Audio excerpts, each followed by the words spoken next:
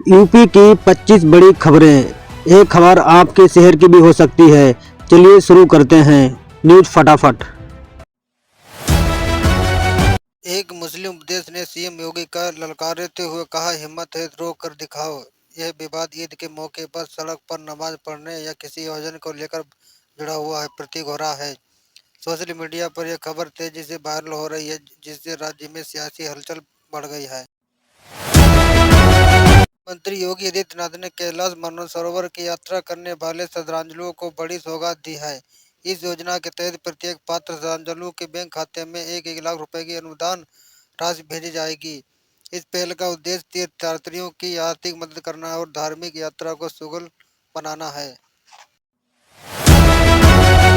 के 1414 शहरी गरीब परिवारों को बैंक खाते में प्रधानमंत्री आवास योजना की पहली किस्त की राशि सफलतापूर्वक ट्रांसफर की गई।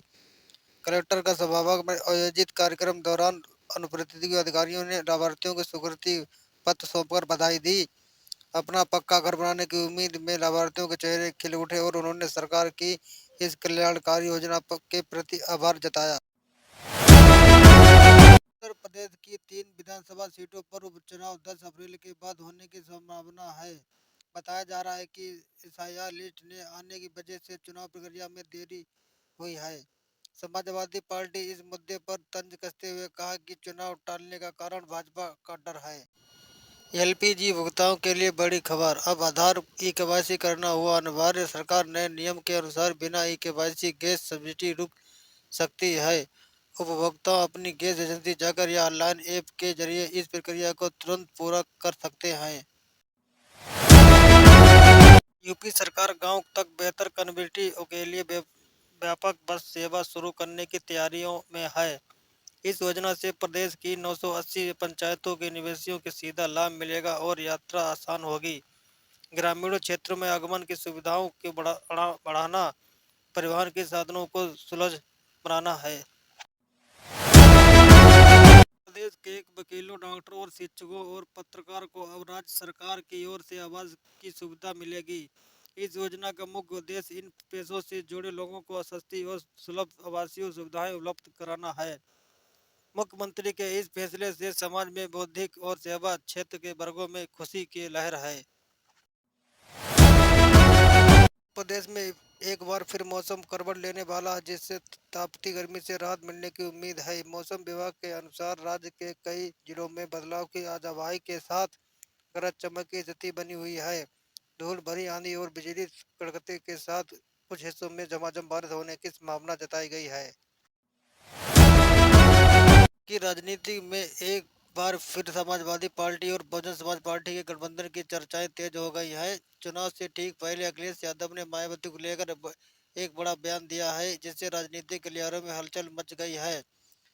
क्या आगामी चुनाव में बीजेपी और चुनौतियों के लिए ये दो दिग्गज दल और बार फिर हाथ मिलाएंगे, यह देखना दिलचस्प होगा। में एक बच्ची की बेरहमी से हत्या कर उसका शव खेत में छिपा दिया।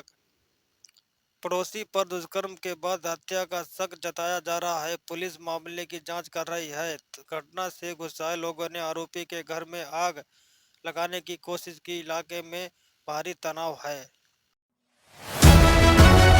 इस विवाद के बाद आरोपी ने भरी पंचायत में अपनी सास और साले की हत्या कर दी थी। घटना के मात्र 17 घंटे बाद पुलिस ने आरोपी की एनकाउंटर में मार गिराया। भारतीय क्रिकेटर रिंकू सिंह ने मन्नत पूरी होने के बाद मथुरा के प्रसिद्ध बांग्लामुखी देवी मंदिर में दंडवत प्रणाम कर दर्शन किए। मंदिर में दर्शन के दौरान रिंकू सिंह भावुक नजर आए और कहा कि मां के आशीर्वाद के बदौलत ही भारत वर्ल्ड कप जीतने में सफलता हासिल की है। क्रिकेटर के इस धार्मिक यात्रा और श्रद्धालुओं को वीडियो सोशल मीडिया पर तेजी से वायरल हो रहा है, जिसकी प्रशंसक जमकर सराहना कर रहे हैं। खेजन के दावा, वकील नाजिया की लाकी खान ने एक चौंकाने वाला आरोप लगाया है कि उन्होंने दावा किया है कि मोनालिसा का विदेश पार्सल करने की तैयारी की जा रही थी। इस खुलासे के बाद अब इस मामले में नए मोड़ आने की संभावना जताई जा रही है। हैदराबाद में एक बैंक मैनेजर की उनके ही कर्मचारी पूर्व फौजी ने छुट्टी न देने और महिला के सामने डांटने से नाराज होकर गोली मारकर हत्या कर दी। आरोपी का कहना है कि वह सेना में रह चुका है और उसकी किसी की हुक्म बर्दाश्त नहीं था, खासकर सबके सामने अपमानित होना। यह सनसनीखेज वारदात गाजियाबाद के एक बैंक परिसर में हुई है, जिसका सीसीटीवी फुटेज में भी सामने आया है। बीजेपी नेता की बेरहमी से हत्या वारदात से पहले फेसबुक पर साझा किया था भावुक पोस्ट। राजकुमार चौहान ने आखिरी पोस्ट में लिखा था, अकेले चलने का हुनर रखता हूँ, दिल और जिगर दोनों मजबूत रखता हूँ। हत्या की खबर के बाद इलाके में तनाव का माहौल। पुलिस मामले की गंभीरता से जांच में जुटी है।